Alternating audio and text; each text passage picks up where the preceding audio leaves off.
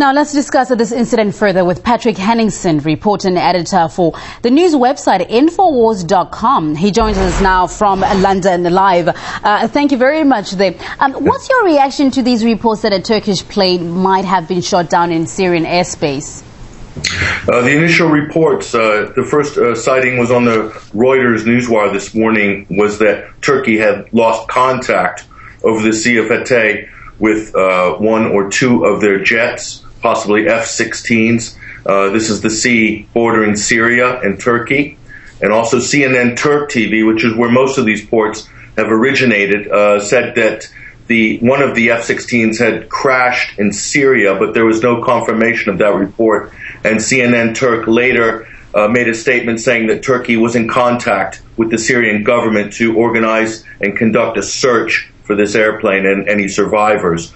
There's also reports around the blogosphere that these weren't Turkish jets, that they were in fact Israeli jets that were shot down. So there's a lot of rumor spinning around at the moment, so we still don't know exactly what's happened. Until the Syrian government comes forward with a confirmation, a lot of this could be speculation. There's been a lot of propaganda surrounding this coverage of the Syrian civil war, so let's wait and see.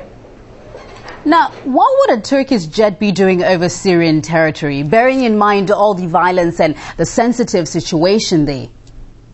Well, there has been history of reports of countries flying out of their sovereign airspace and invading another airspace. Israel routinely does flyovers over the last how many years to this day over Lebanon. In a lot of cases, they do this to test the country's radar system. A lot of times before a conflict, you'll see countries deploying their air assets over countries in order to test their radar, to test their anti-aircraft capability, and so forth.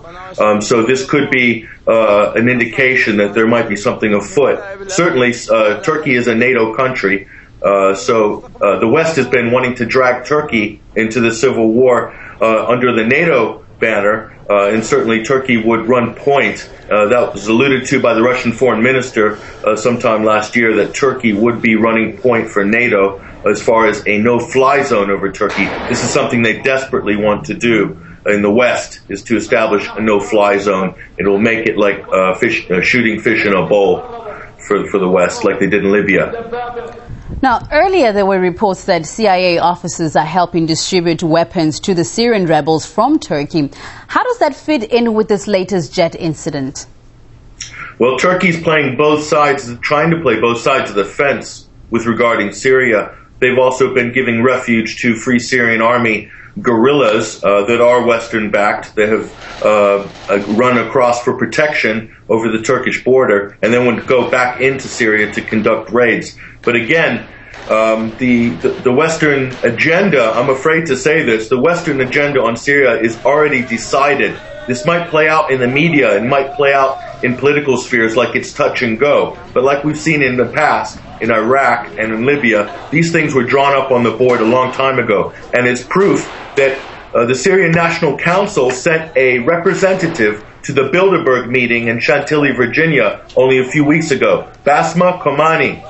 She was there, and the deal was signed about the destabilization, regime change in Syria, and the balkanization of Syria. This is something on the globalist plan agenda that has already been decided. So I'm afraid that unless we do something, concerned citizens who are interested in stopping this, it could lead to further escalation and further conflict in the Middle East if the Bilderberg or the globalist plan for that country is to come to fruition.